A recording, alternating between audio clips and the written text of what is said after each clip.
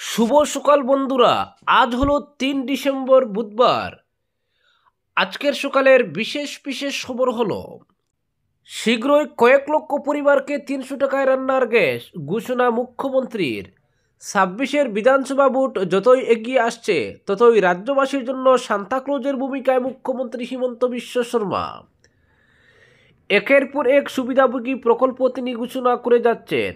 মঙ্গলবার রাজ্যের বেশ কয়েক লক্ষ পরিবারের জন্য আরেকটি সুখবর শোনালেন মুখ্যমন্ত্রী।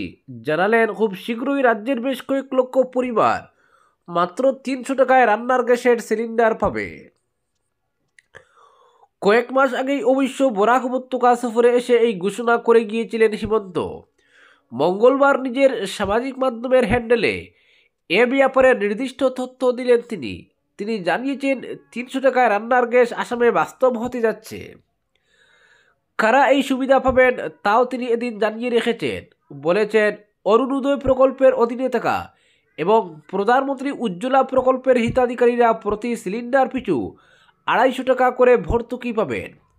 যে ভর্তুকি দেবে রাজ্য সরকার, তার দাবি এতে করে রাজ্যের কয়েক লক্ষ পরিবারের মাসিক খরচের বোঝা কিছুটা হলেও কমবে। এটিকে মুখ্যমন্ত্রী সুলভ ইন্ধন প্রকল্পের পোশাকি নাম দেওয়া হয়েছে। এখন প্রশ্ন হচ্ছে, 250 টাকা ভর্তুকি দিলে সিলিন্ডারের দাম কি করে 300 টাকা হবে? একটি সিলিন্ডারের দাম তো আজকের দিনে 900 টাকার বেশি। রাজ্য সরকার 250 টাকা ভর্তুকি দিলে দাম হওয়ার কথা 650 টাকা। এ ব্যাপারে দিশপুরের সরকারি সূত্র জানিয়েছেন, বর্তমানে রাজ্যের বিভিন্ন প্রান্তে রান্নার গ্যাসের দাম 902 টাকা থেকে শুরু করে 990 টাকার মধ্যে ঘোরাফেরা করে। কেন্দ্রীয় সরকার এতে ভর্তুকি দেয় 52 টাকা থেকে 112 টাকা পর্যন্ত। অবশ্য সবাই এই ভর্তুকি পান না। এই ভর্তুকির পর সিলিন্ডারের দাম কমে আসে 850 টাকা থেকে 878 টাকার মধ্যে। রাজ্যের বেশ কিছু পরিবার পিএম উজ্জ্বলা প্রকল্পের অধীনে সিলিন্ডার পিছু 300 টাকা করে ভর্তুকি পান। ফলে 850 টাকা থেকে 300 টাকা ভর্তুকিতে বাদ দিলে সিলিন্ডারের দাম দাঁড়ায় 550 টাকা। এখন রাজ্য সরকার যদি অতিরিক্ত 250 টাকা রেহাই দেয় তবে সিলিন্ডারের দাম গিয়ে দাঁড়াবে 300 টাকায়। শর্ত একটাই, অরুণোদয় ও পিএম উজ্জ্বলা প্রকল্পের সুবিধাভোগী পরিবারই রাজ্য সরকারের এই সুবিধা পাবে। তবে এতেও একটা জটিলতা থাকবে। রাজ্যের সব জায়গায় রান্নার গ্যাসের সিলিন্ডারের দাম এক নয়। বরাক উপত্যকায় প্রতি সিলিন্ডারের দাম 990 টাকার আশেপাশে। এর মধ্যে আজকাল সিংহভাগ পরিবারই কেন্দ্রীয় সরকারের ভর্তুকি পান না। সেক্ষেত্রে দাম থাকবে ওই 990 টাকায়। এর মধ্যে উজ্জ্বলা প্রকল্পে 300 টাকা ভর্তুকি পেলে দাম দাঁড়াবে 490 টাকা। রাজ্য সরকারের 250 টাকা ভর্তুকি বাদ দিলে সিলিন্ডারের দাম পড়বে 440 টাকা। অর্থাৎ মুখ্যমন্ত্রীর ঘোষণা অনুযায়ী 300 টাকার সিলিন্ডার পাওয়ার ব্যাপারে একটা জটিলতা থেকেই যাবে। এটা সরকার কি করে কাটিয়ে উঠবে তা এখনও স্পষ্ট নয়। ইতিমধ্যে ক্যাগের রিপোর্টে রাজ্যের অর্থনৈতিক অবস্থার ভয়ঙ্কর পরিস্থিতি প্রকাশ্যে এসেছে। যেভাবে রাজ্য সরকার বিভিন্ন প্রকল্পের নামে দান খয়রাতি করে চলেছে সে ব্যাপারে রীতিমতো লাল সংকেত দেখিয়েছে ক্যাগ। এমন পরিস্থিতিতে রান্নার গ্যাসে এই ভর্তুকি রাজ্য কোষাগারের চাপ আরও বাড়বে বলেই মনে করছেন বিশ্লেষকরা। অপরদিকে সব সম্প্রদায়কে নিয়ে বৃহত্তর আসাম গড়ার ডাক হিমন্তের। আসাম দিবস উদযাপনের অংশ হিসেবে রাজ্যের সব সম্প্রদায়কে একসঙ্গে নিয়ে বৃহত্তর আসাম গড়ে তোলার অঙ্গীকার করলেন মুখ্যমন্ত্রী হিমন্ত বিশ্ব শর্মা। মঙ্গলবার আহোম সাম্রাজ্যের প্রতিষ্ঠাতা চাওলং চুকাফাকে শ্রদ্ধা জানাতে গিয়ে এই মন্তব্য করেন মুখ্যমন্ত্রী এ উপলক্ষে শুভেচ্ছা জানানোর জন্য কেন্দ্রীয় স্বরাষ্ট্রমন্ত্রী অমিত শাহকে ধন্যবাদ জানান। প্রসঙ্গত, চুকাফা 1228 খ্রিস্টাব্দে আসামে এসে আহোম রাজ্যের ভিত্তি স্থাপন করেন। সামাজিক মাধ্যমে এক পোস্ট নিয়ে মুখ্যমন্ত্রী লিখেছেন, আমরা আসাম দিবস পালন করার পাশাপাশি প্রতিশ্রুতি দিচ্ছি তার কল্পনা অনুযায়ী গৌরবময়, শক্তিশালী ও ঐক্যবদ্ধ বৃহত্তর আসাম আমরা গড়ে তুলব। আসাম দিবস উদযাপনকে স্মরণ করে মুখ্যমন্ত্রী শর্মা কেন্দ্রীয় স্বরাষ্ট্রমন্ত্রী অমিত শাহকেও ধন্যবাদ জানান। মুখ্যমন্ত্রী বলেন, আসাম দিবস উপলক্ষে শুভেচ্ছা জানানোর জন্য স্বরাষ্ট্রমন্ত্রী অমিত শাহজিকে ধন্যবাদ জানাচ্ছি। প্রধানমন্ত্রী নরেন্দ্র মোদীর নেতৃত্বে ডবল ইঞ্জিন সরকার আহোম এবং আসামের গৌরবময় ঐতিহ্যকে বিশ্বমঞ্চে তুলে ধরতে ও রক্ষা করতে কোনো প্রচেষ্টা বাদ দেয়নি। অমিত শাহ এক্সে একটি পোস্টে আসাম দিবস উপলক্ষে আসামবাসীকে শুভেচ্ছা জানান।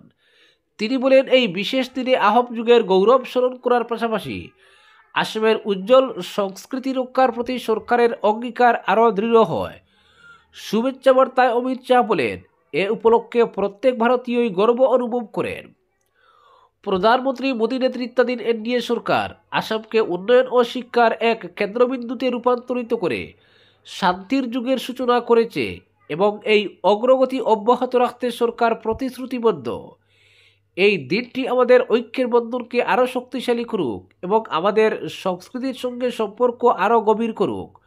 আসুন অতীতকে সম্মান জানিয়ে আমরা ভবিষ্যৎকে শক্তিশালী করি, বললেন অমিত শাহ।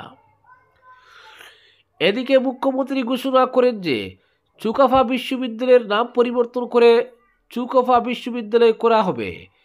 তিনি বলেন, বিভিন্ন শাখা প্রশাখা নিয়ে আমরা বড় অসমের স্বপ্ন পূরণের দিকে আরও একটি ধাপ এগিয়ে গেলাম। স্বর্গদেউ চুকাফা তাই পরিকল্পনা করেছিলেন। অপরদিকে এ দফায় হিমন্তের সফরসূচিতে নেই ফ্লাইওভারের শিলান্যাস। আগামী 6 ও 7 ডিসেম্বর মুখ্যমন্ত্রী হিমন্ত বিশ্ব শর্মার দুদিনের বরাক সফরে শিলচরের প্রস্তাবিত ফ্লাইওভার প্রকল্পের শিলান্যাস হচ্ছে না। শিলচরে ফ্লাইওভার বা এলিভেটেড করিডোর নির্মাণকে ঘিরে এ পর্যন্ত প্রাথমিক স্তরের যে পরিমাণ কাজ এগিয়েছে, এর উপর ভিত্তি করে ডিসেম্বর মাসে মেগা এই প্রকল্পের শিলান্যাস হতে পারে বলে চর্চা চলছিল গত কিছুদিন ধরে। খুদ মুখ্যমন্ত্রীও তার শেষ শিলচর সফরে এমন ইঙ্গিত দিয়ে গিয়েছিলেন। ইঙ্গিত পাওয়া গিয়েছিল পূর্ত বিভাগের তরফেও, কিন্তু মুখ্যমন্ত্রীর কার্যালয় থেকে তার সফরের যে নির্ধারিত সূচি এসেছে, এতে ফ্লাইওভারের শিলান্যাস নেই। আগামী 7 ডিসেম্বর শিলচর মধুরাঘাটে নতুন বরাক সেতুর আনুষ্ঠানিক শিলান্যাস করবেন হিমন্ত। এছাড়া আরও উদারবন্দ ও লক্ষ্মীপুরে কিছু সরকারি অনুষ্ঠানে অংশ নেবেন তিনি। কিন্তু ডিসেম্বরের প্রথম সপ্তাহে মুখ্যমন্ত্রীর সফরে ফ্লাইওভারের ভিত্তিপ্রস্তর স্থাপন অনুষ্ঠান নেই কেন, এ ব্যাপারে জানতে চাইলে শিলচরের বিধায়ক দীপায়ন চক্রবর্তী বলেন, বরাকবাসীর স্বপ্নের এই প্রকল্প নিয়ে সরকারি স্তরে আয়োজিত নাগরিকদের সঙ্গে মত বিনিময় সভায় বহু প্রস্তাব এবং পরামর্শ এসেছে। প্রস্তাব এবং পরামর্শগুলির যৌক্তিকতা যাচাই করে দেখা হচ্ছে। যাচাইয়ের পর শীঘ্রই শিলান্যাস হবে। মুখ্যমন্ত্রী নিজেই এর সূচি ঘোষণা করবেন। দীপায়ন বলেন, যেহেতু এলিভেটেড করিডোর একটি বৃহৎ প্রকল্প, ফলে প্রতিটি পদক্ষেপ বারবার ভেবেচিন্তে করতে হচ্ছে যাতে কোথাও কোনো ত্রুটি না থেকে যায়।